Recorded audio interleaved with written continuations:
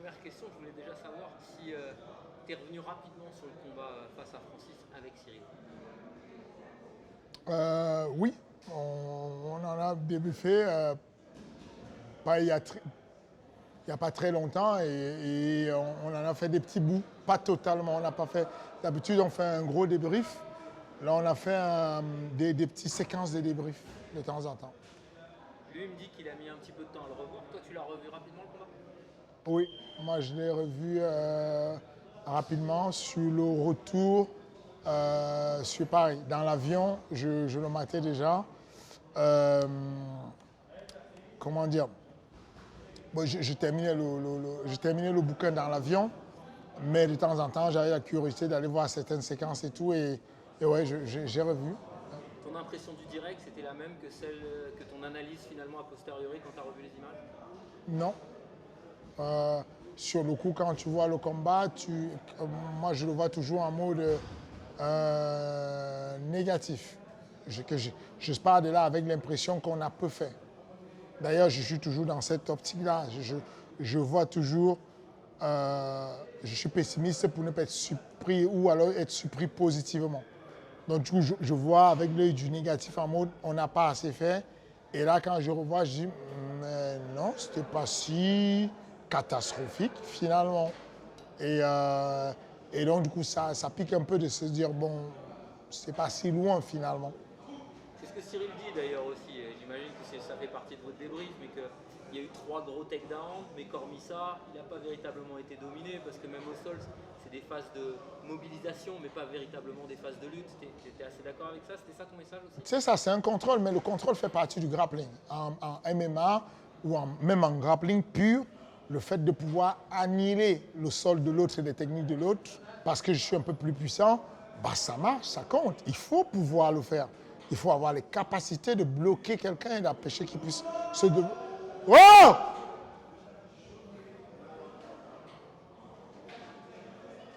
Il faut avoir les capacités de pouvoir bloquer le jeu de l'autre, d'avoir les positions biomécaniques intéressantes pour que l'autre ne peut pas se mouvoir.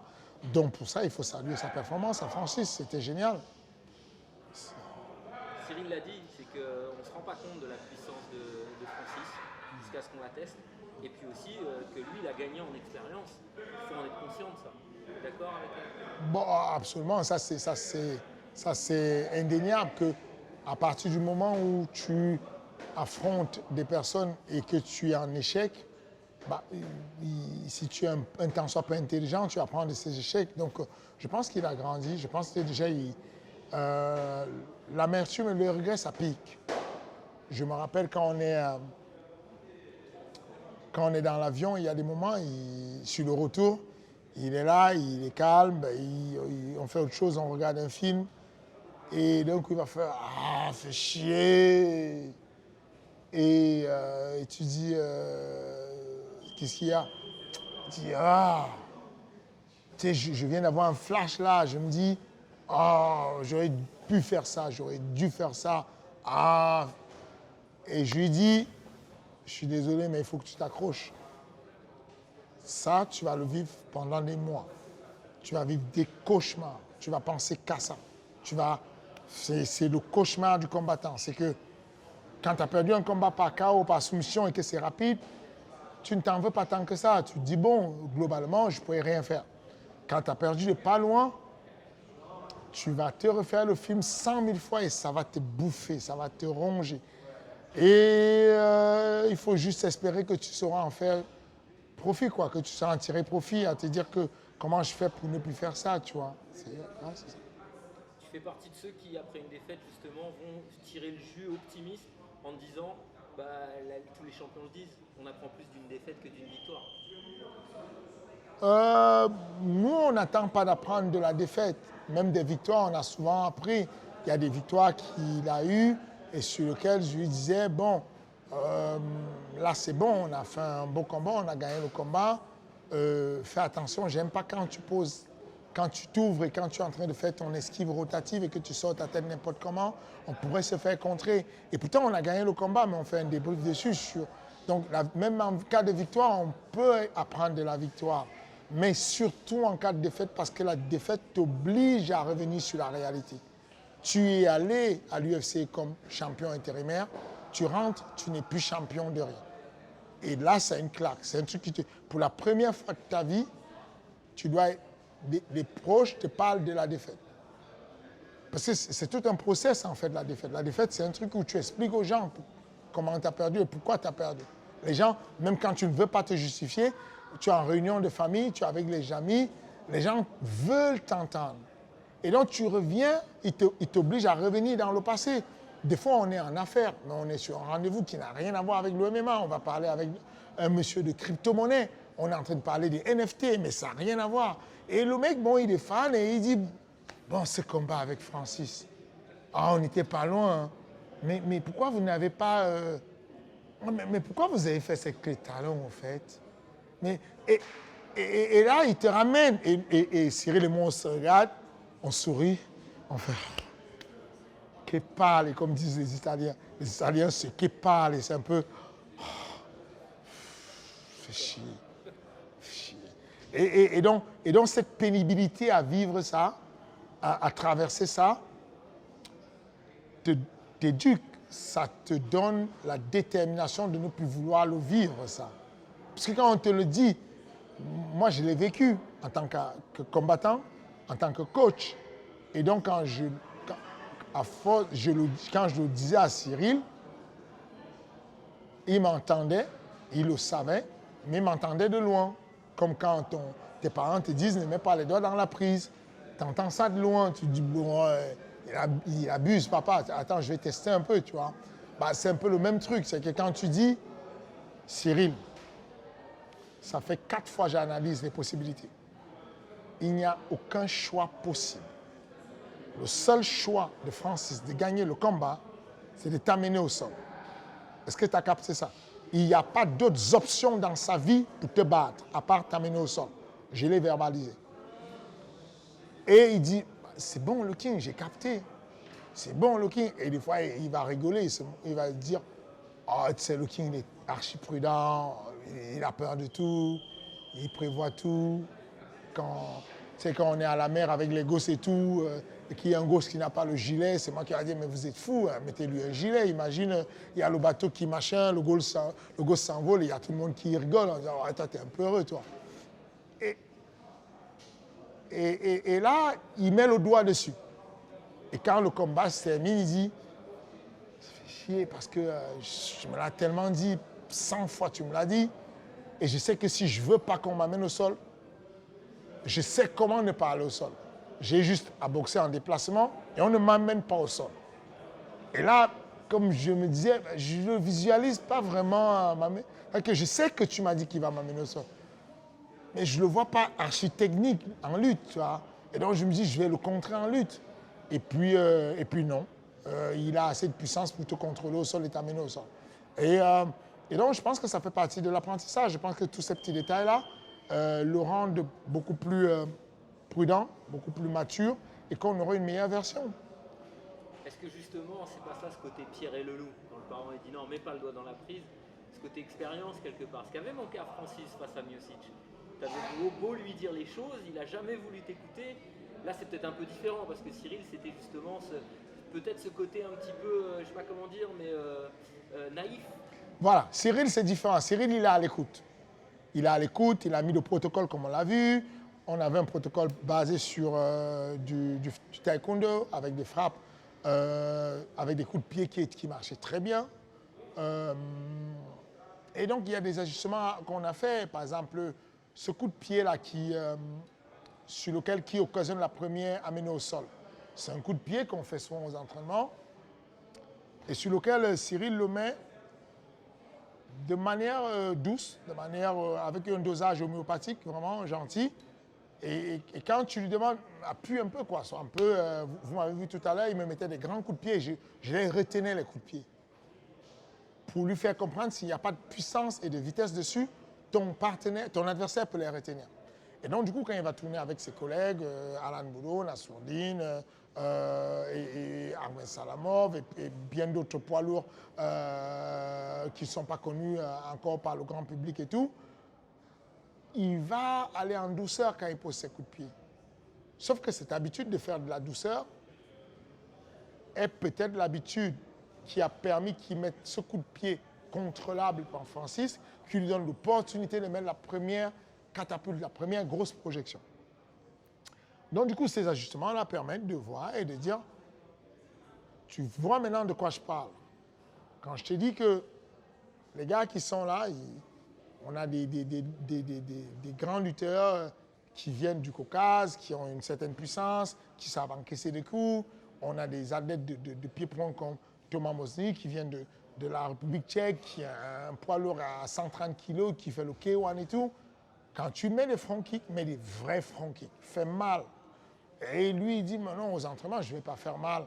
Sauf que ce que je t'ai dit, c'est que si tu prends l'habitude de ne pas le pousser fort, tu donnes l'opportunité à ton adversaire de saisir ta jambe, et s'il a saisi, peut-être c'est une opportunité d'amener au sol.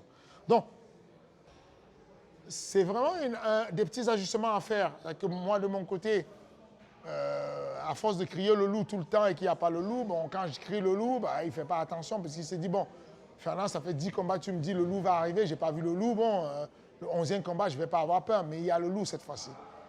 Encore une fois, je trouve que sa performance était très bonne. Les gens oublient ça et ne comprennent pas ce que c'est que. On oublie qui est Francis Ngannou. Chez vous, à RMC, je l'ai présenté Francis Ngannou en vous disant que c'est sur la planète probablement ce qui se fait de plus puissant. Je l'ai dit verbalement avant l'événement en vous disant qu'on a 1 sur 7 milliards. C'est lui, 1 sur 7 milliards. Je vous l'ai annoncé. On sait que ce mec-là est une machine à KO. On sait que ce mec-là n'a pas beaucoup de combats où il a passé 2 rounds et il descend tout le monde. Quand tu as un Cyril Gane qui arrive sur 2 rounds, à quasiment ne pas se faire toucher et à le toucher, c'est une masterclass. Il faut respecter ça en se disant, attention, il a perdu le petit, mais voilà la manière avec laquelle il a perdu. Il faut garder l'objectivité, il faut être honnête dessus en disant, attention, il a fait une belle performance. Et c'est déjà correct. Peu de personnes peuvent rester devant Francis Ngannou pendant 5 minutes. Stipe Miocic a pris des bombes atomiques de la part de Francis. Et pourtant, Francis était encore au stade embryonnaire de sa carrière. 2 ans après, imaginez Francis qui est évolutif, qui a pris du poids, qui a pris de la puissance, qui est intelligent, qui a su battre pour la deuxième phase Stipe, qui a la maturité. Voilà de qui on parle. Et quand tu réussis à l'annihiler debout, quand tu réussis à lui mettre un takedown clean, il y a un takedown qu'il a mis Cyril, un seul, mais c'est un takedown d'école. Tu vas à l'INSEP à la lutte, on te l'apprend. Il y a tout, la préaction, l'action, l'opportunité, la finalisation, takedown magnifique. Fin de changement de niveau, single leg, je décale, je le fais asseoir, parfait. On a fait ça sur Francis Ngannou. Stipe a essayé de faire ça. La même technique, Stipe le tient en contrôle, single leg, il essaie de le faire tomber, il ne réussit pas. Cyril, il prend un single leg. Attends, Stipe, il a été quand même un All-America aux États-Unis en lutte, ok? Cyril vient, il prend son single leg, il décale, il le fait asseoir. C'est très bien. Il arrive au sol, il le contrôle au sol, il essaie de travailler et il a ce malheur d'aller sur cette clé qui va faire le renversement. Et tout ce que j'essaie de mettre en évidence ici, c'est de dire que je ne souhaite pas retirer le moins de crédit à Francis. Il a fait ce qu'il fallait faire pour gagner. Il a fait une très belle compétition. Il a dominé correctement. On saura même après qu'il était blessé. Et donc probablement que la blessure l'aurait diminué. Malgré cette blessure, malgré la pression médiatique, malgré la pression, la situation anxiogène de l'UFC versus Francis, de Fernand Lopez versus Francis, voilà, il a réussi à garder son sang-froid, il a réussi à refaire une remontada sur les 2 premiers rounds et venir battre Cyril. Il n'y a rien à dire, je ne veux pas lui retirer le crédit du tout, il est bon. Cependant, je vous dis juste que il n'y a pas beaucoup de personnes à l'heure actuelle qui peuvent se gargariser d'avoir mis en échec Francis Ngannou sur la boxe. Il n'y a pas beaucoup de personnes qui peuvent dire qu'ils ont fait un ameno son clean en single leg à Francis. Il n'y a pas beaucoup de personnes qui peuvent dire qu'ils ont tenté de faire une kimura en Francis, une guillotine en Francis, une clé de bras en Francis, une clé de talon en Francis.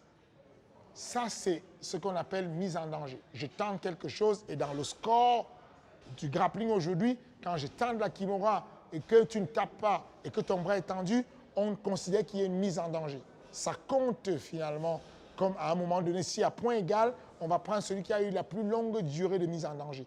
Donc j'ai envie quand même de valoriser cette performance de la part de mon ami, de mon élève Cyril Gane, tout en gardant la haute performance du champion Francis Ngannou. Mais il y a quelque chose que tu m'as souvent dit quand on a échangé ensemble, sur la catégorie poids lourd notamment. Tu m'as dit qu'avec tes athlètes, parce qu'il fallait aller vite à l'UFC, tu as pris quelques raccourcis et que finalement quand tu arrives au titre, c'est un peu le décupleur d'expérience. Est-ce que c'est ça qu'il a manqué finalement à Cyril? Un peu plus d'expérience et de hauteur d'événement finalement? C'est une possibilité qui lui est manquée de l'expérience vis-à-vis de l'adversité et vis-à-vis de la hauteur de l'événement. C'est une possibilité. Je peux vous dire, sans risquer de me tromper, que l'échec est multifactoriel. Certainement, Fernand Lopez, le coach principal, je parle de moi, voilà quoi. Peut-être moi, en tant que coach principal, je n'ai pas eu les bonnes consignes au bon moment et que je n'étais pas parfait dans mon coaching et que je n'ai pas su mettre de l'emphase, de l'amplification sur mon message et mes avertissements. Peut-être c'est parce que le manque d'expérience, peut-être c'est parce que le fait d'avoir cramé de la contraction musculaire sur la défense de contrôle de lutte, peut-être c'est multifactoriel. Toujours est-il que, on le sait, il avait moins d'expérience. Toujours est-il que, dans la méthode que j'utilise, les athlètes arrivent sur la ceinture de l'UFC en moyenne quand ils ont 30 à 40 combats. Mes athlètes arrivent à l'UFC au niveau de la ceinture quand ils ont 10 combats. C'est facile à faire mathématiquement. Un mec entre à l'UFC en moyenne quand il a 12 combats. Cyril est entré à l'UFC, Francis est entré à l'UFC, il avait 6 combats. Cyril est entré à l'UFC, il avait 2 combats.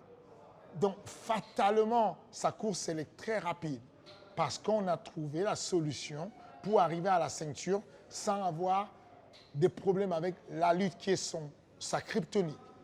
Mais maintenant, quand on arrive au haut niveau, le revers de la médaille de cette stratégie de raccourci, c'est qu'on doit faire une pause pour faire un reset et remettre tous les fondamentaux qui ont manqué. Francis Ngannou arrive à la ceinture, de 0 combat jusqu'à la ceinture de l'UFC avec le MMA Factory et le Management Factory. Il échoue à la ceinture. On échoue à la ceinture. On échoue encore sur le deuxième combat avec Derrick Lewis. Il revient sur Paris. Il se prépare pour le deuxième combat contre Curtis Blades en Chine. On rectifie le tir. On gagne. On repart sur Cain Velasquez. On rectifie le tir. On gagne et ensuite il s'installe définitivement aux États-Unis. Cyril Gane, c'est la même chose. Peut-être qu'il va se passer. On a fait un parcours flawless, sans embûches. On a dévié tous les problèmes, toutes les barrières. On est arrivé au titre intérimaire. On l'a gagné de manière tranquille. On arrive sur le titre principal contre le boss, le dernier boss du jeu vidéo. On échoue face à lui. On recule, on rentre à la maison, on apprend et peut-être que le deuxième round va être intéressant parce que du coup, il aura de l'expérience Et là, on a le temps pour combler. Entre le dernier combat qu'il a eu pour la ceinture, aujourd'hui, il s'est écoulé 7 mois. On a encore 3 mois avant le prochain combat. Donc, du coup, là, en ce moment, vous avez vu tout à l'heure aux entraînements, alors qu'on faisait des combos à l'époque qui étaient en déplacement avec du flow, avec un certain nombre de coups, aujourd'hui, ce qu'on apprend, ce que je travaille avec Cyril, c'est le détail pour finaliser le combat. C'est la précision totale. C'est la précision sur la frappe, le transfert maximum de puissance sur la frappe, la finalisation des soumissions, la recherche des positions et de la biomécanique parfaite pour que l'alignement segmentaire soit parfait pour qu'on puisse finaliser le combat. Ces bases-là qu'on n'a pas eu, les fondamentaux de la base, quoi, du renversement B à bas, quoi, le renversement en ciseaux, le renversement en pendule, le renversement en papillon, enfin, toutes les petites bases du mec qui débute le jiu-jitsu brésilien. On refait ça maintenant. Et je ne regrette pas et je ne changerai pas le raccourci, puisqu'au final, mon rôle en tant que coach et en tant que manager est de donner un ascenseur social à ces jeunes et d'aller très vite. Savoir aujourd'hui que le SDF qui était Francis est aujourd'hui un millionnaire qui vit à Las Vegas, je pense que j'y ai contribué un tout petit peu, ça me fait plaisir. Je sens que je lui ai donné cet ascenseur, ce raccourci rapide. Savoir que Cyril Gane, c'est un jeune qui touchait le SMIC et qui était un déménageur il y a quelque temps, qui était même un mec qui travaillait pour des poubelles et le camion poubelle et tout. Savoir qu'aujourd'hui, ce jeune-là est un millionnaire et qu'il peut mettre sa famille à l'abri, il peut aider les siens, ça me fait plaisir. Ensuite, on est conscient qu'il y a beaucoup de boulot pour aller établir une position forte, s'asseoir, déjà remonter la pente, parce que Tuivasa, c'est bientôt, c'est le 3 septembre. Tuivasa, ça ne rigole pas. Les gens le voient comme un mec unidimensionnel, mais City Kickboxing, ils sont très très bons sur comment casser les jambes de celui qui veut se déplacer. La stratégie première de Tai Tuivasa, quoi qu'on pense, ça va être de mettre un gros nombre de low kicks pour empêcher les déplacements de Cyril. Donc on a un gros boulot à faire, le battre, ensuite aller chercher peut-être une ceinture intérimaire, ensuite peut-être aller chercher une vraie ceinture. Et tout ce parcours, là on a le temps de combler tous les fondamentaux qui nous ont manqué. Voilà. Est-ce que tu travailles aussi sur l'aspect mental? On sait qu'il a un préparateur mental depuis un petit moment, et ça ne veut pas dire côté faiblesse, hein, c'est tout ce côté visualisation, et puis aussi quelque part passer cette étape dont tu nous parles. C'est passer du ultra bon combattant au meilleur du monde. Ça aussi, c'est peut-être quelque chose de psychologique, non? On a toujours fait ça. Dès le premier jour où il a mis ses pieds au MMA Factory, dès le début, je lui disais déjà qu'il va faire la ceinture de l'UFC. Et je lui disais déjà que dans le cadre de la ceinture de l'UFC, c'est maintenant qu'on développe l'aspect psychologique. Les gens pensent, quand ils entendent préparation mentale, psychologie, ils se disent que c'est un soutien pour les personnes faibles psychologiquement. Ce qui est le contraire. De la même manière qu'on va faire des pompes pour entretenir les muscles, le cerveau a besoin d'être entretenu et on va lui mettre un certain nombre de travail, d'exercices pour la visualisation, pour le mettre dans la situation du combat et lui faire de l'imagerie mentale, le faire voyager, le faire visualiser tous les cas de figure, visualiser la défaite, visualiser tout ce qui est possible. Et quand on a visualisé tous les champs des possibles, alors on devient confortable à l'idée que ça existe en fait. Et donc, oui, on le fait déjà. Je profite pour saluer ici Ousmane Gassama, qui est son préparateur mental et qui fait un boulot exceptionnel avec lui depuis le début de sa carrière. Est-ce que tu penses que Cyril a déjà fait abstraction de cette défaite dans sa tête? Non, je ne pense pas que ce soit si facile à nettoyer tout dans la tête. Je ne pense même pas que ce soit bien qu'il oublie la défaite. Je souhaite qu'il garde un petit bout de la défaite, de l'amertume de la défaite, ce goût de pisse là que tu as dans la bouche et qui t'embête, enfin, qui te gêne parce que tu te dis, ah, j'ai un truc qui me gêne. Et c'est ça qui te rappelle la réalité. Et au moment où c'est difficile, au moment où c'est compliqué, tu te rappelles et tu dis, je ne veux plus vivre ce moment de défaite. Je ne veux plus vivre cette année à devoir expliquer comment ou pourquoi j'ai perdu. Et donc, tu vas aller avoir ce dernier coup de pouce, ce niaque-là, cette grinta-là qui vient vers la fin. Donc, non, je ne pense pas et je ne souhaite pas qu'il ait complètement oublié sa défaite. Je ne veux pas que tu interprètes mal mes mots parce que c'est attention à la teneur, mais est-ce que ça n'a pas été trop facile finalement pour Cyril, même si les adversaires étaient quand même très très forts? Il s'est rendu les choses faciles. Mais est-ce que ça n'a pas été trop facile finalement pour Cyril jusqu'à ce combat de la ceinture? Les combats en eux-mêmes n'ont pas été faciles, mais j'entends ce que tu veux dire. J'entends le fait que la manière dont il combat et où il ne se met jamais en danger rend les combats faciles et donc du coup pourrait te mettre dans un confort relatif de te dire bon, en général, je gère. Pour dire la vérité, je ne pense pas que c'est ça parce que tout au contraire, alors il aurait dû gérer. Parce que si on fait les 3 autres rounds comme on a fait les 2 premiers rounds, avec cette aisance et cet amusement, enfin, les gens, vous avez toujours entendu ce discours, il y a des gens qui font les balaises et qui disent le MMA, ce n'est pas un jeu. On ne joue pas au MMA, on joue au football. On ne joue pas au MMA. Je trouve ça ridicule parce qu'en fait, le MMA, c'est un jeu en réalité. On joue au MMA. J'aime l'idée qu'on joue au MMA. Je demande à mes athlètes de jouer au MMA. Et je pense que Cyril est beaucoup plus performant quand il joue au MMA. Il a joué pendant 2 rounds au MMA et ça a bien marché. Et puis, à un moment donné, Francis a fait ce qu'il fallait. Il a optimisé, il a capitalisé l'opportunité que lui était donnée d'avoir un mec qui est sur une jambe pour le faire basculer. Et à partir de là, il a pris le relais et ça s'est bien passé.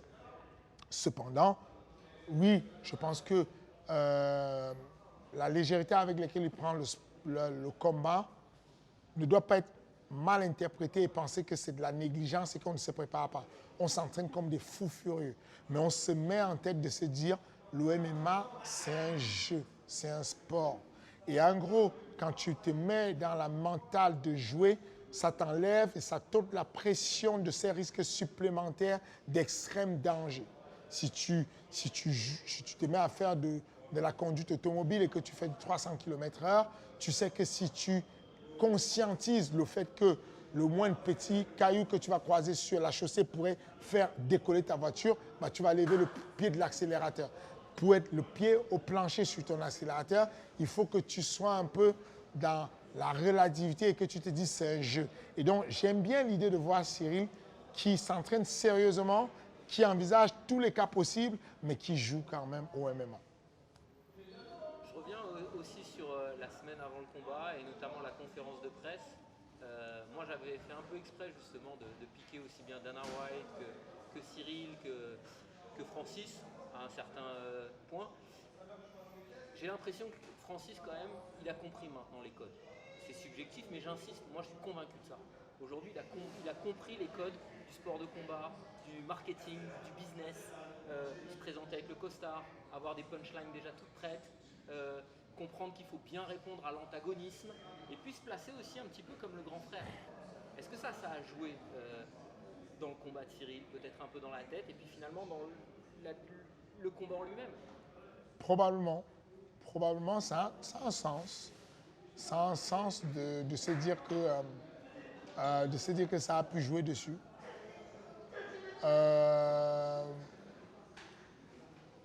Ça nous a affectés.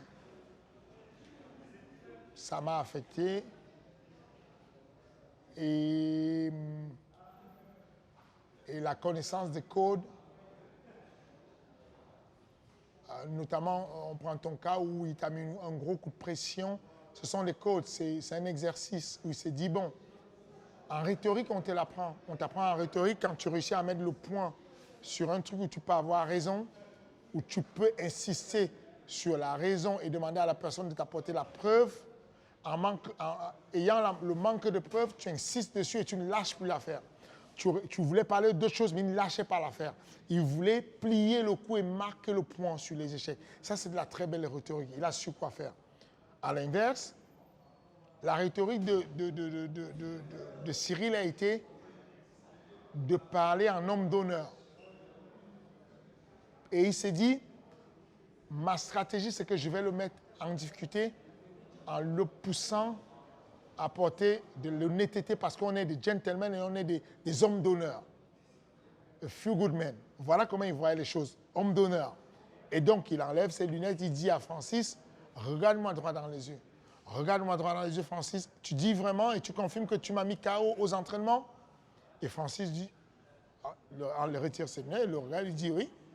Ah, tu ne te rappelles pas? Oh, dommage, tu étais KO. Masterclass. C'est un face poker de malade mental. Et là,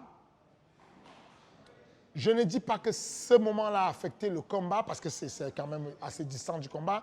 Et Cyril a cette force-là de passer rapidement à autre chose. Mais au moment T où Cyril, malgré qu'il regarde Francis dans les yeux, Francis lui dit « Je t'ai mis KO » dans les yeux, il a été extrêmement blessé. Parce que, et tu le vois, sa politesse fait que tu ne peux pas dire « Tu mens ». Je pense même qu'il a dit un truc genre « C'est un mensonge » ou un truc. Mais en gros, lui, il a dit « You're a liar in front of everyone, you're a liar ». Tu me manques de respect devant tout le monde. Ne me dis pas que tu me respectes. Tu ne me respectes pas quand tu dis ça. Parce qu'il a bloqué dessus. Il a complètement bloqué dessus dans ses codes à lui, dans son honneur à lui, où il a grandi, Cyril. On ne ment pas et honteusement. On ne dit pas à quelqu'un dans les yeux, je t'ai mis KO si on ne l'a pas mis KO. Mais sauf qu'il n'a pas compris que c'était un jeu et que c'était du marketing et que du côté de Francis, Francis le met KO littéralement là, à ce moment-là, à l'interview. Et je ne sais pas, je ne pense pas que ça ait eu un impact sur le combat. Mais en tout cas, aujourd'hui, Francis, je suis content de savoir qu'il capte les codes, il maîtrise les codes, il contrôle. Et pourtant, il était sous une pression incroyable. Il avait fait tapis. Ceux qui connaissent le poker, il avait fait tapis. C'est simple. Au moment où il fait son combat, au moment où il est en fin de contrat avec l'UFC et qu'il va quand même faire la ceinture sans contrat, il prend tout ce qui lui reste, il pose, il met tapis et il joue poker face. Incroyable, fantastique. C'était pas une question prévue, mais il y a une petite fierté à ça, parce que tu as été aux côtés de Francis et tu l'as aussi éduqué dans ce genre de choses. C'est une petite fierté de le voir aujourd'hui être arrivé à ce niveau-là? Oui, je trouve qu'il apprend très vite. Parce que je lui ai appris des petits trucs. Vous savez que les notions de la communication, ils sont tous passés par là, tous, autant qu'ils sont. Taylor Lapillus a signé à l'UFC, on a commencé le même topo avec Taylor Lapillus. Quand Taylor Lapillus repart à l'UFC avec Michael Lebou, je briefe Taylor Lapillus et Michael Lebou et je leur dis quand vous êtes à l'interview, faites du drop name. J'ai besoin que chaque fois que vous allez parler à l'interview avec les médias, au Média Day, placez le nom de Francis Ngannou. Parlez d'un certain poids lourd que le monde ne connaît pas encore, qui est le futur, tout ce qu'il y a de plus grand. Donc, ils ont des briefs dessus. On les briefe dessus sur la communication. Je les briefe sur la... Ils font du média training avec Benjamin Barouk. On les entraîne vraiment dessus à leur donner des notions de la rhétorique, de savoir comment rétorquer, de savoir comment reposer la question aux journalistes et le mettre dans la difficulté de lui relancer la question. Ils sont entraînés à ça. Mais je ne suis pas allé aussi loin que Francis aujourd'hui. Francis a été certainement autodidacte, il a rapidement appris, surtout à le faire sur une langue qui n'est pas sa langue maternelle. C'est-à-dire qu'il a masterisé l'anglais, il n'est pas un génie en anglais, mais il a un anglais. Pendant que des gens comme moi qui ne parlons pas bien anglais, on va très vite en anglais. Quand Francis parle anglais, il décompose l'anglais. Il pose les mots en anglais. Du coup, c'est très brillant parce qu'il n'a pas besoin d'être très éloquent. Il faut juste espacer les mots et puis articuler les mots. Il articule bien, il pose les mots. Il n'essaye pas de faire un accent américain rapide. Il pose les mots. Et quand les mots sont posés, ça a une puissance, ça a une prestance. Et à l'intérieur de ça, maintenant, il sort de la rhétorique. Et quand il est coincé, il renvoie la question au journaliste et il dit « Ok, toi, réponds à ma question. Où est-ce que tu as vu que j'ai dit ceci ?» C'est masterclass, c'est un génie. C'est fantastique. C'est bien vu. Oui, qu'il avait dit d'ailleurs, hein, soit dit en passant. Bien sûr, ça on le sait. Mais malheureusement, à ce moment-là, il est l'homme le plus puissant du monde et tu ne peux rien faire parce que il est sur le podium, on ne te laisse pas le temps d'aller fouiller un ordinateur pour lui prouver ce qu'il a dit. Il sait ça, que tu n'auras pas le temps de fouiller le truc.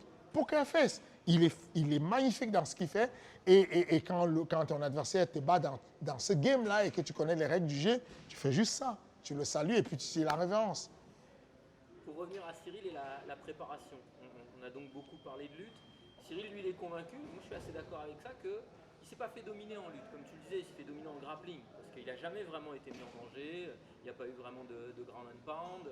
Mais est-ce que c'est un point malgré tout, toi, que tu as sur lequel tu as un peu plus mis l'accent ces derniers temps, à travailler justement le fait que certains adversaires pourraient l'emmener dans ce secteur? Ce n'est pas que certains adversaires pourraient, ces adversaires vont l'amener dans ce secteur. C'est extrêmement inspirant pour n'importe qui. La faille que Francine Ngannou a donnée au reste de la division, il n'y a pas un être humain qui va venir affronter Cyril sans apporter la lutte. Là, les gens attendent que Tai Tuivasa vienne boxer et qu'il boxe beaucoup, mais je peux vous garantir qu'il va lutter. Il va lutter, il va mettre des gros low kicks, il va lutter, il va envoyer quelques patates, mais toutes ses frappes seront avec le but d'attirer l'attention de Cyril vers le haut pour mettre un plaquage de rugby. Néo-Zélande, Australie ou Néo-Zélande, je ne sais plus exactement, il est australien, non? Australien, voilà. Ancien joueur de rugby. Voilà. Donc, il va lui mettre des tackles, comme on dit. Il va lui mettre des plaquages de rugby. J'en suis sûr, il va tenter de les mettre, en tout cas, les plaquages de rugby. Et de l'autre côté, voilà. Donc, on le sait maintenant. On amplifie le travail sur la lutte. On amplifie le travail sur... Pour vous dire la vérité, la lutte qu'on fait avec Cyril n'est pas une lutte défensive. On n'essaye pas d'apprendre à Cyril à défendre la lutte. La lutte, en réalité, dans notre école, à nous, ne se défend pas. La lutte s'évite. Quand Cyril ne veut pas tomber, il ne va pas tomber. Si Cyril reste intouchable, tu ne le fais pas tomber. Cyril, il tombe à partir du moment où il reste à une distance où il peut être touchable. Et donc, on n'a pas vraiment de problème de défense de lutte. Où on a des problèmes, nous, c'est quand ça arrive et que tu as trébuché et que la lutte s'impose à toi, au lieu de la fuir, la lutte, comment mettre en danger le mec? Le mec qui m'inspire, c'est Charles Oliveira. Au lieu de fuir la lutte, je préfère contre-attaquer la lutte. Je veux que toute personne qui va oser lutter contre Cyril Gane se mette en danger de guillotine, de clés de bras, de kimura, de clés de talon, de clés de genoux. Il faut que Cyril soit une machine de soumission, qu'il attaque systématiquement tous les membres qui lui sont donnés. Tu veux lutter, alors tu te mets gravement en danger sur les soumissions. Je ne veux pas, maintenant qu'on est autour du trône, je ne veux plus qu'on fasse de l'esquive et qu'on soit là à éviter beaucoup. Allons à la guerre. Bien entendu, c'est une guerre avec un chaos organisé. On n'est pas bête pour aller se mettre à faire une guerre totale avec Tai Tuivasa, le mec qui frappe comme un sourd-muet. Ce n'est pas un bon truc de prendre des kettlebells dans la tête. Maintenant, ce qui est intéressant, c'est qu'on peut arriver à ce niveau-là avec lui, organiser un chaos. Quand je parle de chaos, je parle de C-H-A-O-S. On organise un chaos dans lequel c'est un chaos où on a un casque sur la tête et qui permet de manière ponctuelle de le mettre en danger, de ressortir et de jouer avec ça. Et si jamais il veut lutter, qu'il se mette tout de suite gravement en danger de soumission et qu'il retire sa tête parce qu'il se dit, bon, il ne faut pas lutter avec ce mec, il est chaud quand même sur la lutte. Voilà l'idéal pour moi sur le profil de Cyril Gane. Je vais te faire une analogie à l'omnisport, parce que moi j'aime bien tous les sports et notamment l'athlétisme. Et je compare beaucoup le mixed martial arts, le MMA, c'est une accumulation de sports au décathlon. Et aujourd'hui, le meilleur, c'est un Français, Kevin Mayer.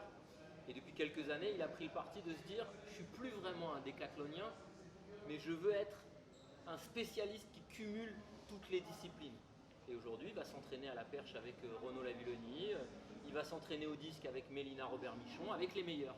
Est-ce que toi, en tant que head coach, aujourd'hui, c'est aussi une réflexion que tu peux avoir, de te dire que on va peut-être essayer d'aller toucher les meilleurs lutteurs du monde, les meilleurs boxeurs du monde, les meilleurs kickboxers, les meilleurs combattants de jiu-jitsu.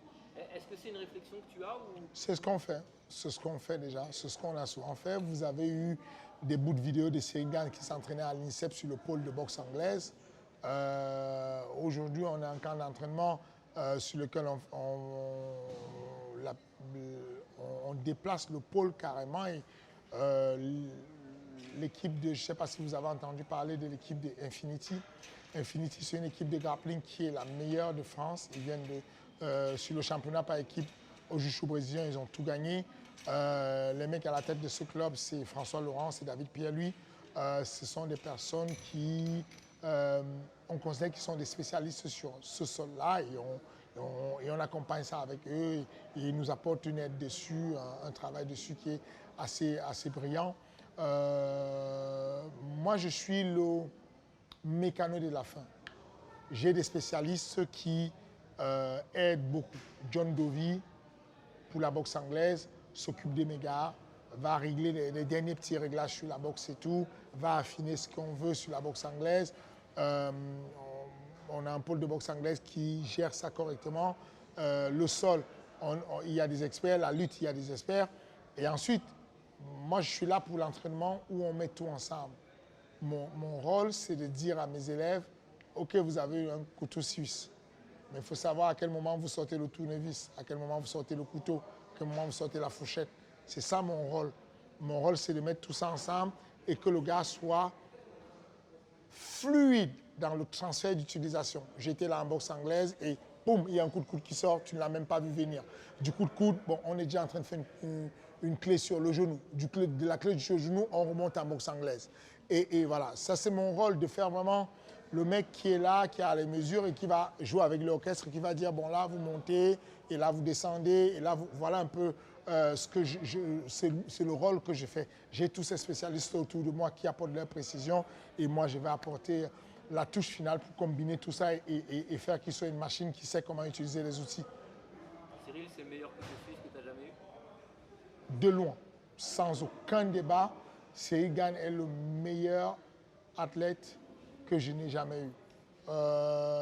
De très loin. Il est spécial, il est bon. J'ai des personnes qui sont pas loin de là. Qui sont pas loin d'arriver à ce stade-là, mais il y a encore du travail. Je pense que Taylor a plus ça, comment dire, il a les épaules pour arriver à ce stade. Je pense que avec son nouveau départ sur l'UFC, je pense que ça va être différent. Il a une grosse maturité aujourd'hui. Il a un fight IQ hors du commun. Et donc, je pense qu'il pourrait arriver à ça, à ce que tu te dises, waouh, il est sophistiqué ce gars. Nassourdine Imavov est un problème. Et il est vraiment un problème pour tout le monde dans la catégorie de 84 kilos au monde. C'est un problème. Les gens ne le savent pas encore, mais c'est un problème. Enfin, les gens qui ne savent pas, qui ne sont pas du monde avancé, mais ceux qui savent, ce n'est pas un hasard si Marvin Vettori a légalement refusé le combat. Ce n'est pas un hasard si Derek Bronson a légalement refusé le combat. C'est pas, il a fait semblant. Il a dit correctement, de manière officielle, à Mick Ménard, je ne le veux pas maintenant. Peut-être on va voir plus tard, mais là je ne prends pas Nassourdine, puisque pour le 3 septembre, on a proposé à Marvin Vettori avant que Whittaker ne revienne. Il a dit non. On l'a proposé à Derek Bronson qui est numéro 7. Il a dit non. Et là, Nassourdine est obligé d'aller chercher quelqu'un qui est derrière lui. Parce qu'il veut combattre absolument sur Paris. Et donc, on a accepté quelqu'un qui est derrière nous, alors que d'habitude, on est vers l'avant. Mais il a le potentiel de s'asseoir sur le trône de 84 kilos dans les 2 prochaines années, enfin, au max. Voilà. Il a quelque chose de fantastique. Il est extrêmement dangereux. Il n'y a pas un meilleur mot de dire que c'est un problème pour n'importe qui. Je reviens à Cyril et je vais te demander sincèrement que tu sors de ton costume de head coach et que tu prêtes peut-être, je dis bien peut-être, celui d'organisateur, promoteur comme tu peux l'être de temps en temps.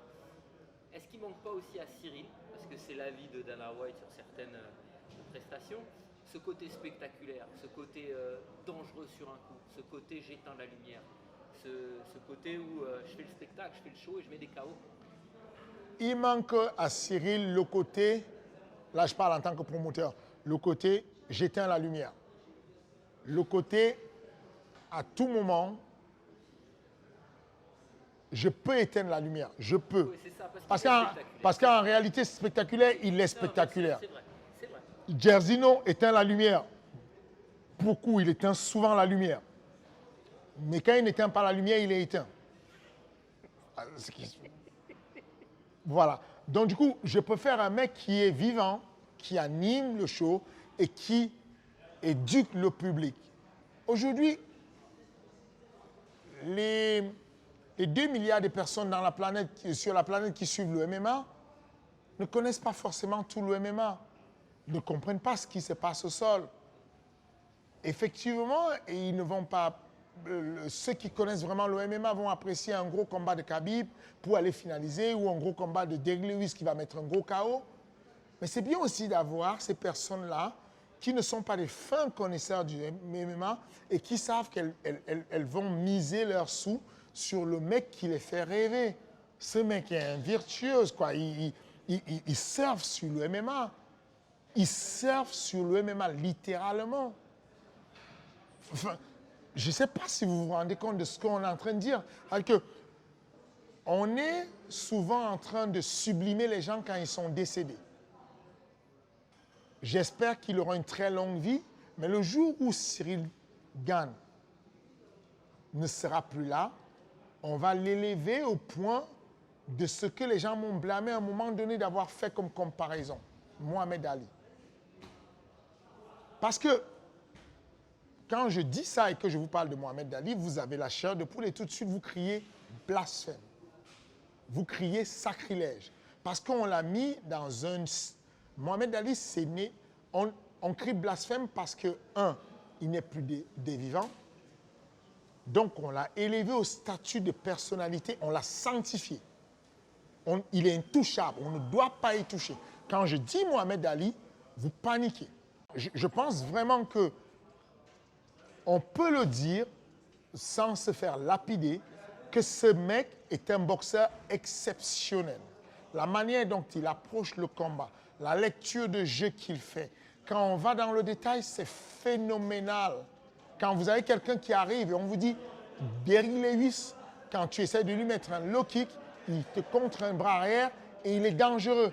Et il va mettre quasiment 50 coups de low kick, mais impossible d'être touché. Ça veut dire qu'il met Derrick Lewis dans une position biomécanique où un être humain ne peut pas revenir frapper.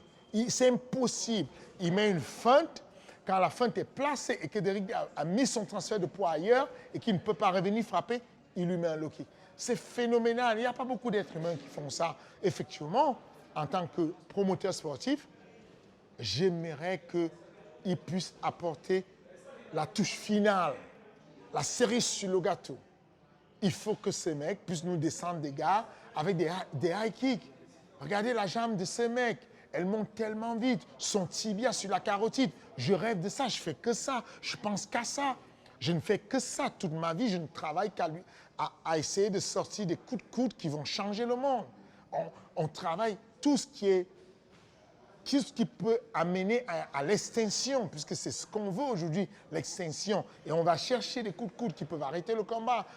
Mais encore une fois de plus, il faut comprendre ça, que ce n'est pas un mec qui fuit le contact. Ce n'est pas un mec qui fuit la recherche du chaos, de la finalisation. Quand il a l'opportunité, il va prendre. Malheureusement, il faut que vous compreniez il faut que le grand public comprenne que le combat, il faut que le grand public comprenne que le combat et le chaos, c'est une affaire de succès. C'est une affaire de succès. Est-ce que vous vous rendez compte que l'un des plus,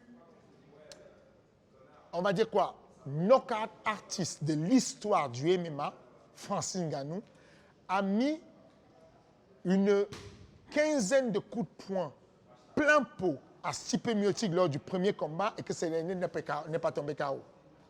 Est-ce que vous comprenez ce que ça veut dire? Ça veut dire qu'au moment où je frappe mon coup de poing là, s'il est placé là, le KO n'a pas d'effet. 1 millimètre de différence, on n'a pas d'effet. S'il est placé là, il n'y a pas d'effet. S'il est placé là, il n'y a pas KO. c'est la partie du succès. Je n'ai pas envie de mettre le mot chance. Je mets succès. Donc, ça prend le temps à arriver. Vous avez déjà vu des personnes mettre des high kicks plein de carotide et tout, et le gars tombe. Et puis, il y a Cyril qui va arriver, il va monter son coup de pied, ça touche, boum, et ça ne tombe pas. Le pied, c'est le pied, ça a 4 fois plus de puissance que le bras. Il n'y a pas besoin d'être puissant ou pas. Mais c'est une affaire de succès.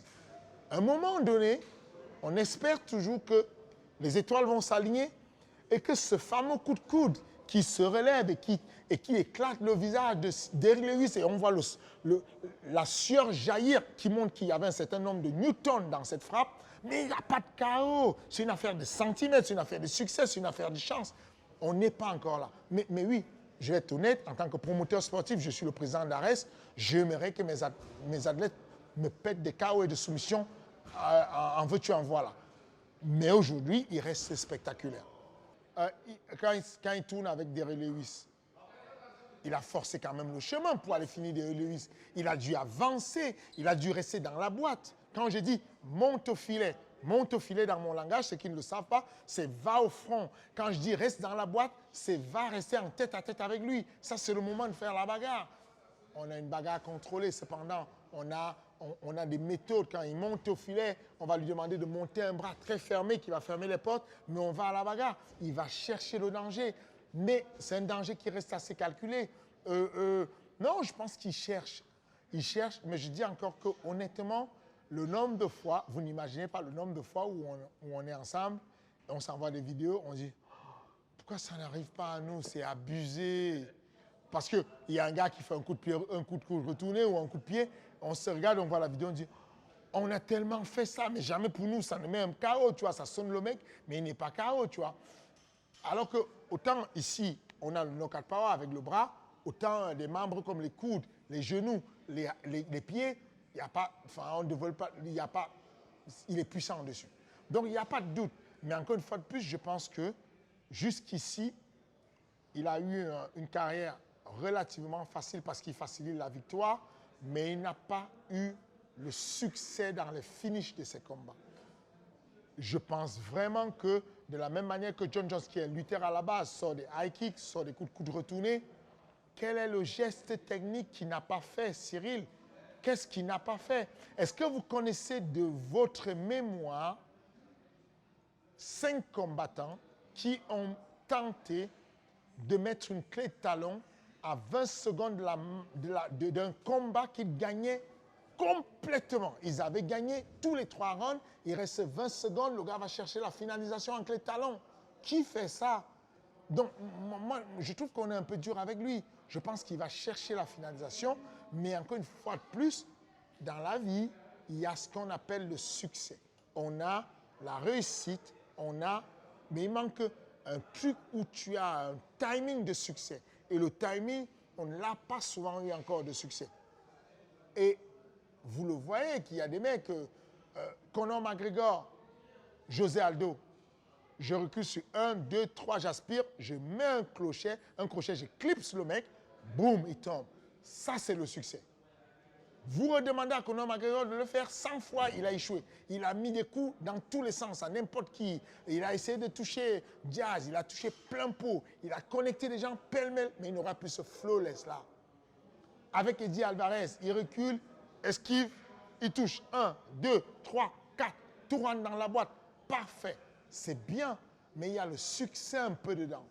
Et ce que je dis, c'est juste ça, c'est que Francis Ngannou a eu son succès, et il a des fois, il s'est retrouvé contre Derrick Lewis, il a mis 3-4 coups de poing, pas beaucoup, mais les 3-4 coups de poing, ils n'ont pas mis KO. Hein. Alors que dans le subconscient des gens, quand ils touchent, ça tombe. Mais il a touché, c'est pas tombé. Il y a des fois, tu as le succès, il y a des fois, tu n'as pas le succès. Et on en est conscient. On va de plus en plus le provoquer, le succès. Je demande juste à ceux qui nous suivent d'être un peu plus tolérant avec le bon gamin. Soyez tolérants, donnez-lui un peu de temps. Il est en pleine maturité, il n'a que 31 piges, il va monter, il a plus besoin du soutien des Français qu'autre chose. Venez, on se met tous ensemble, on le pousse tous ensemble, on va lui créer les opportunités, on va lui créer du succès et peut-être on aura une machine à KO. Est-ce que vous mettez une petite pression de ne plus avoir finalement de ceinture et de devoir aussi à nouveau réescalader cette échelle, cette montagne du déclassement UFC. De se dire que maintenant, il y a Francis, mais il y a aussi de ce que dit Dana White, Stipe et John Jones qui devraient s'affronter et que va falloir retourner en haut, quoi. C'est pas une pression. On le sait qu'il y aura un chemin à faire, mais c'est pas une pression. Et on le sait aussi que le chemin peut être très très court ou très très long. Il n'y a pas de logique avec l'UFC. Il n'y a pas de logique avec aucune organisation d'ailleurs. Il n'y a pas de logique avec l'UFC, il n'y a pas de logique avec Ares. En fonction de la situation géopolitique de la date, des acteurs, des informations du jour, Dana White va réadapter. Et donc les cartes peuvent être rebâties à tout moment. On peut nous appeler demain et nous dire le combat de Tai Tuivasa est annulé. On vous envoie Stipe, il va combattre. Ça pourrait arriver. On pourrait nous dire demain, allez, on oublie ça, ça c'est mort, et puis ceinture intérimaire, Stipe. Tout est possible dans ce monde-là. Tout est possible en fonction des dispositions. Donc il faut juste que l'athlète se mette en disposition et prêt à aller au combat. Il faut juste être prêt. La santé d'abord, la préparation ensuite, et tu t'assois et tu attends avec ton passeport. À tout moment, tu peux t'appeler pour que ça se passe. C'est tout. Et le round peut aller très vite et puis on retrouve la ceinture très rapidement. Mais là, je mets ma casquette de manager et d'agent. À ce stade de compétition, on ne choisit plus. Quand un athlète rentre dans le top 15, comme Nassourdine Imavov, comme Manon Fiorot, comme Cyril Gane, il y a un seul truc qui compte et qui décide, c'est la route vers l'or. On ne pose plus de questions. Vous n'imaginez pas la différence. C'est, tu combats pour autre chose que l'or, tu as, pour parler brut, tu as moins d'un demi-million. Tu combats pour l'or, tu as le million. Enfin, c'est que tu combats pour l'or, tu voyages en première classe, en business class, tu combats pour l'or, tu as une économique. Enfin, donc, les athlètes ne se posent même pas de questions quand ils sont autour de la ceinture. C'est même pas un hasard si vous voyez qu'il y a tout le monde. On ne veut pas savoir si lui il est plus fort, moins fort. La question, elle est simple. L'or, c'est où? C'est la direction de l'or. Le fil rouge, c'est l'or. Donc, effectivement, là, en ce moment, tout ce qu'on va chercher, c'est l'or. Ici, il y a l'or quelque part, on va chercher l'or. Et c'est la même chose pour Nassourdine Imavov, qui est dans le top, qui est 11e aujourd'hui. Le chemin le plus court pour nous, c'est l'or. On va juste chercher l'or. Tu parlais de passeport, le prochain, il n'y aura pas de passeport, il faut juste une carte d'identité.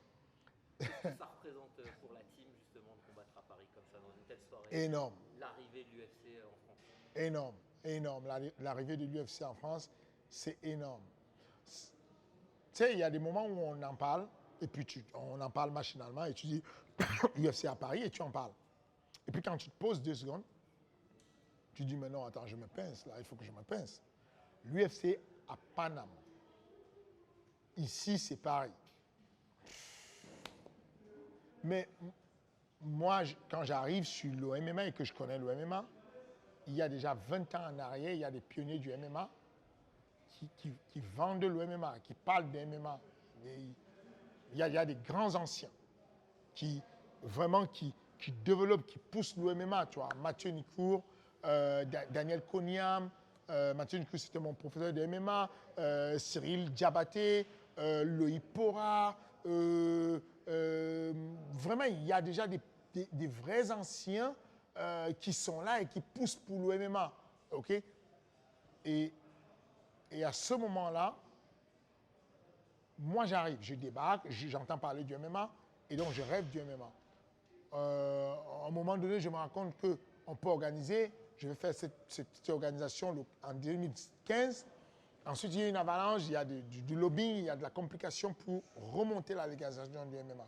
Sincèrement, après la déclaration du secrétaire d'État au sport, M. Braillard, sur le fait que le MMA soit un jeu de cirque et que c'est vraiment de la barbarie, je me suis dit, on a reculé de 50 ans. Je me suis dit, bon, je vais continuer à faire le lobby pour le MMA, mais je pense que c'est mon petit-fils qui va en profiter. Je ne suis pas sûr que je serai vivant quand le MMA sera en France.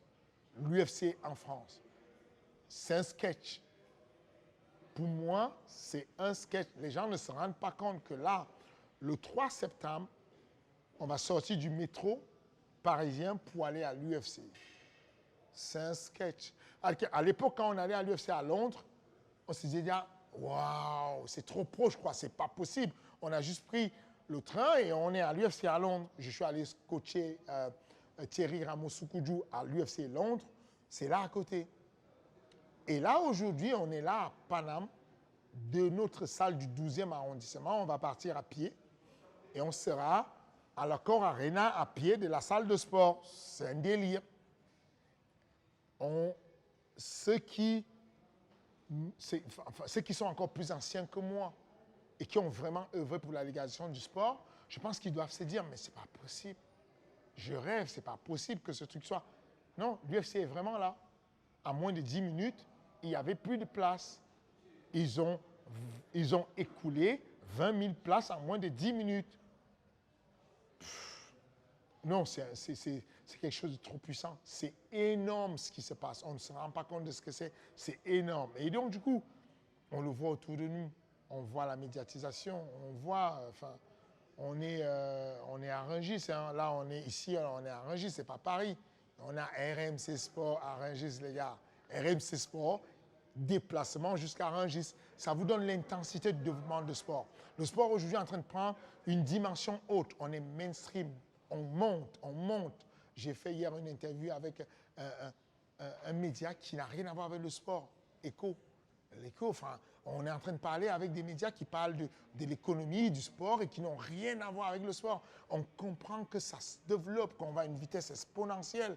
Okay? On passe sur des médias comme Bouscapé, c'est du rap, ça n'a rien à voir avec le sport. On est sur toute la médiatisation et on sent qu'il y a quelque chose. À l'époque, les politiques nous évitaient et nous esquivaient. Aujourd'hui, les politiques nous appellent et nous demandent, vous êtes où? On peut faire une photo?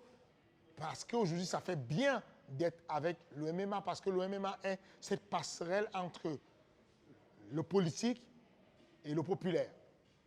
Et donc, je suis archi content déjà d'avoir le MMA qui arrive, mais aussi archi content d'avoir mis un petit grain de sel dedans, j'ai touché un petit truc dedans, j'ai apporté mon petit truc dedans, savoir qu'il y aura probablement 4 ou 5 athlètes du MMA Factory sur l'UFC, même s'il y a déjà 3, c'est un record battu. En gros, sur la France, il n'y a jamais eu sur le même événement 2 athlètes français. Il y a eu Taylor et s'il y a eu 2 fois Taylor et Michael Lebou sur un événement à Cracovie, je crois. Et puis il y a eu en Uruguay Veronica Macedo et Cyril Gane. 2 fois. Vous voyez pourquoi je suis fier un peu de ce qu'on fait MMA Factory. 2 fois, on a 2 athlètes différents qui ont été sur la même carte à l'UFC. Cette fois-ci, peut-être on aura de notre gym 3, 4, peut-être 5 même. Les négociations vont plein pot en ce moment. Mais en tout cas, ça me donne une grosse fierté de savoir qu'on avance à grands pas. Je suis très content de savoir que sur cette Fat Card, il y aura des noms comme Benoît Saint-Denis, Manon Fiorot, peut-être même Fares Ziam, je ne sais pas, hein, parce que les rumeurs disent qu'il est sorti de l'UFC. Moi, j'ai parlé avec Ali, son manager, qui m'a dit qu'il est encore sous le roster. Donc voilà. Mais en tout cas, ça va être une grosse fête pour les Français.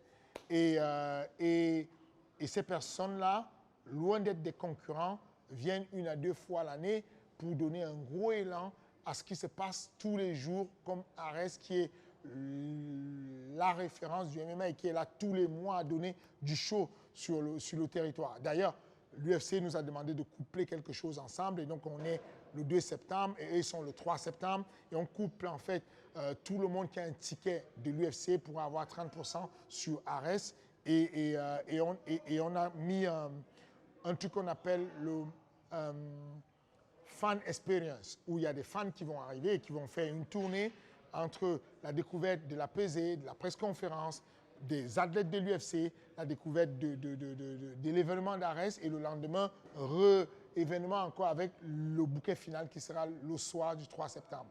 Donc, pour moi, fantastique. Je vais finir là-dessus parce que tu m'as beaucoup dit je suis content, je suis content, je suis content. Et il n'y a qu'à la fin que tu m'as dit je suis fier.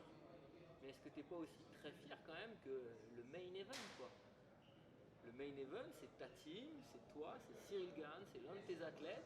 L'affiche de l'UFC à Paris, ça va être vous. Je suis fier, je suis vraiment fier et je suis fier d'autant plus que je n'ai pas ma place là à la base. Enfin, c'est d'ailleurs ça qui m'attire beaucoup d'ennuis souvent, c'est qu'à la base des bases, à la base des bases, je débarque en fait. Il y a des personnes qui sont là depuis très longtemps et qui sont beaucoup plus légitimes et qui ont ce truc-là de dire mais non, nous on était là avant, on lui a enseigné le MMA et ils ont raison de revendiquer. Mais je suis fier parce que moi, ce qui me plaît en général, c'est les missions impossibles. Ce sont les outsiders. Vous savez, je suis manager et je place des gens à l'UFC. La signature qui me rend le plus fier à l'UFC, vous savez, c'est laquelle? Alan Bodo. Et pourtant, Alan Bodo est sur une longue série de défaites à l'UFC. Mais je suis fier parce que le parcours d'Alan Bodo, c'est un parcours de outsider. C'est un underdog. Le gars, il a presque 150 kilos au moment où il commence à faire le sport. Il est cuistot au Japon. Il commence à découvrir les arts martiaux au Japon. Il est déjà un adulte, un monsieur. Et il va découvrir le MMA. Et il va faire quelques combats jusqu'à arriver à 7-0. Il va faire sa première défaite à l'UFC, à l'UFC en Afrique du Sud. Et puis, il va quand même continuer à s'entraîner, combattre ailleurs, jusqu'au moment où je vais le placer à l'UFC. Je trouve ça comme une performance extraordinaire de placer un gars comme ça à l'UFC. C'est comme ça que je me vois en disant, je suis fier du fait que Cyril Gane soit le main event sur l'UFC à Paris parce que je me vois comme un outsider. Je me vois comme un mec qui débarque il y a une dizaine d'années dans le MMA, qui est un mauvais combattant, enfin un médiocre combattant, mais qui fait une carrière moyenne avec une vingtaine de combats et quand même 13 victoires. Et donc, il va pousser, il va décider d'ouvrir une salle de sport. Et lui, il se retrouve déjà avec une ceinture où il y a ses deux élèves qui arrivent à la ceinture. Et il se retrouve avec un événement de l'UFC à Paris avec son petit bébé qu'il a découvert il y a 4 ans à peine, qui va être le gars qui est le boss quoi, de l'événement, qui va être le gars qui vend l'événement. Ben oui, je suis fier, bien sûr que je suis fier. Et je remercie tout ça, tout ce monde-là, tout cet entourage. Je remercie RMC comment dire, d'amplifier ça, cette lecture, ces histoires-là. RMC a fait un reportage des reportages, des petits films lors de derniers événements de l'UFC et tout sur le 270 qui ont développé beaucoup le MMA en France. Et je pense que les médias, vous faites un bon boulot. Donc, Monsieur Hamoudi, merci. Merci beaucoup Fernand. Je finis avec une dernière question concernant l'adversaire de Cyril. Qu'est-ce que tu en penses? Comment tu me le décris? On sait que c'est un très gros puncher, c'est un striker, c'est un garçon qui en général n'a pas forcément un gros cardio puisqu'il a jamais rarement passé les combats après 3 reprises. Bon athlète aussi, tu l'as dit, hein, il a été professionnel en rugby à 13 ans en Australie. Gros cogneur à la Gaudi. Hein. Qu'est-ce que tu en penses? Oh, je pense que c'est un bel athlète. Je pense qu'on se trompe sur son cardio. Il bosse très bien le cardio. À l'heure où je vous parle et tout, j'ai des gens qui sont de sa team, ou sa seconde team en Thaïlande, au Tiger, et qui me disent qu'il se bute au cardio en ce moment. Et donc, il a déjà, attention, il est endurant. Il ne se laisse pas aller comme ça. Il produit beaucoup d'énergie et c'est normal qu'au bout d'un moment, le réservoir soit vide.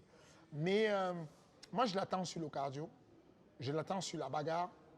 C'est un voyou. C'est pas voyou péjoratif. C'est un voyou. Quand on dit voyou au rugby, c'est voyou du mec dans la mêlée, il va relever les mêlées, tu vois. C'est qu'il il aime la baston, tu vois. Et je pense qu'il va vouloir la baston, tu vois. Et il aime la guerre. Je pense ça va pas être simple, ça va être compliqué. Mais j'ai l'impression qu'on va trouver, on va trouver le chemin. Je pense que Cyril va dérouler son jeu et il va rester le Cyril qu'on connaît. Et s'il a l'opportunité d'accélérer comme il a eu l'opportunité avec Derrick Lewis, il va accélérer. Mais non, les gens sous-estiment beaucoup la vitesse de Tai Tuivasa. Je pense qu'il va beaucoup plus vite qu'on ne perçoit à la télévision. J'ai l'impression que sa vitesse elle va beaucoup plus vite que la vitesse perçue. Je pense qu'on sous-estime son endurance du fait de son embonpoint, de sa charge pondérale, mais je pense qu'honnêtement, il a un meilleur cardio que son corps veut bien le dire. Je pense qu'on sous-estime son fight IQ, mais on n'a pas besoin de le sous-estimer parce que ce n'est pas son fight IQ qui va travailler, c'est le fight IQ de sa team. Sa team a un très gros fight IQ et ils vont travailler dessus. Donc, on a un vrai challenge qui arrive et on s'y prépare avec beaucoup de sérieux. Mais voilà quoi, tout peut se passer lors d'un combat, mais je pense qu'on n'est pas loin de la vérité et qu'on est quasiment sûr qu'on va l'emporter. Bon momentum d'ailleurs, hein, Tuivasa, 5 victoires consécutives, après 3 défaites consécutives. Il y a eu une petite bascule lui aussi dans sa carrière quand il est parti aux États-Unis, qu'il a commencé à travailler avec Daniel Cormier, etc. Est-ce qu'on sous-estime justement aussi ce côté où il pourrait être lutteur? Je pense qu'il ne va pas inventer l'eau chaude, qu'il ne va pas devenir Khabib en 2 jours. Ce n'est pas possible, il ne va pas devenir Khabib en 2 mois, non. Mais, je le dis encore, je suis persuadé qu'il va mettre des plaquages de rugby. Je suis persuadé qu'il va lutter en force. Mais il va lutter. Il y a un moment donné, il va lutter. Parfait. Qu'est-ce que tu attends comme résultat, même de l'événement, pas forcément du combat, mais de l'événement à Paris? L'événement est déjà sold out, donc je ne peux pas souhaiter mieux que ça à l'UFC. Maintenant, ce que je souhaite, c'est que ce soit une belle fête. J'espère, j'attends que cet événement nous réunisse. J'espère que cet événement va faire ce que le football fait au monde. Le football a ce truc-là, quand il y a la France qui combat, de réunir tout le monde, d'apaiser toutes les tensions et de mettre tout le monde d'accord et avoir tout le monde qui est en train de sauter sur les Champs-Élysées et le monde qui est content. J'espère, j'attends de cet événement qu'il y aura une montée en puissance progressive et que les clivages et tout ce qui sépare les teams et tout ça va s'arranger petit à petit et qu'on va se retrouver sur une vraie fête nationale du MMA et donner une meilleure image de nous aux médias, aux autorités, et puis qu'il y aura une explosion du développement de la pratique des masses. Merci beaucoup, Fernand.